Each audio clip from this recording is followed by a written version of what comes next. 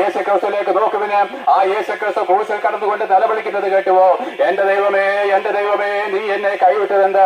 അയ്യോ, ഒരു കൂട്ടം ജനം പറയുന്നതാ ഇവനെങ്ങനെ ദൈവമാകുന്നേ, അവനെ തന്നെ രക്ഷിപ്പാൻ കഴിയാത്തവൻ അവിടെ തൂക്കിക്കടന്ന് നിലവിളിക്കുന്നത് കണ്ടു. മറ്റൊരു കൂട്ടർ പറയുന്നു ക്രിസ്തുവിനെ അങ്ങനെ കൊല്ലുവാൻ കഴിയത്തില്ല, അവൻ വലിയ പ്രവാചകനാണ്, മറ്റൊരുവനെ ദൈവം അവിടെ കയറ്റി വെച്ചതാണെന്ന് പറഞ്ഞു. പ്രിയരെ, രണ്ടും വിട്ടിത്തമാണ്. ഞാനൊരു കാര്യം പറയാം, അവൻ നിലവിളിക്കുവാനുള്ള കാരണം എന്താണെന്നറിയാമോ? ഇപ്പോൾ ക്രൂശിൽ തൂക്കിക്കിടക്കുന്നത് ദൈവപുത്രനായിരിക്കുന്ന ക്രിസ്തുവായിട്ടല്ല പ്രിയരെ.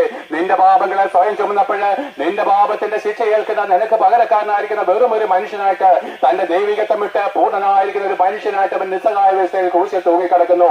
ആ സ്വർഗസിംഹാസനത്തിരിക്കുന്ന അവന്റെ പിതാവായിരിക്കുന്ന ദൈവം ഇപ്പോൾ പിതാവായിട്ടല്ല, പിന്നെയോ നമ്മുടെ പാപങ്ങളെ അവന്റെ മേൽ ചുമത്തപ്പെട്ടപ്പോൾ പാപത്തിന്റെ ശമ്പളം മരണമാണെന്നുള്ള ദൈവകോടതിയുടെ മുമ്പിൽ നമ്മുടെ പാപത്തിന്റെ ശിക്ഷ വിധിക്കുന്ന ഭയങ്കരനായിരിക്കുന്ന ഒരു ജഡ്ജിയായിട്ടത്തെ അവന്റെ പിതാവ് സ്വർഗത്തിന്റെ കോടതിയിൽ ഇരിക്കുന്നത്.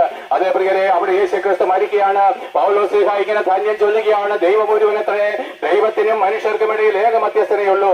നമ്മുടെ പാപത്തിന് പരിഹാര ബലിയായിട്ട് തന്റെ പ്രാണനെ വിട്ടുകൊടുത്ത മനുഷ്യനായ യേശുക്രിസ്തു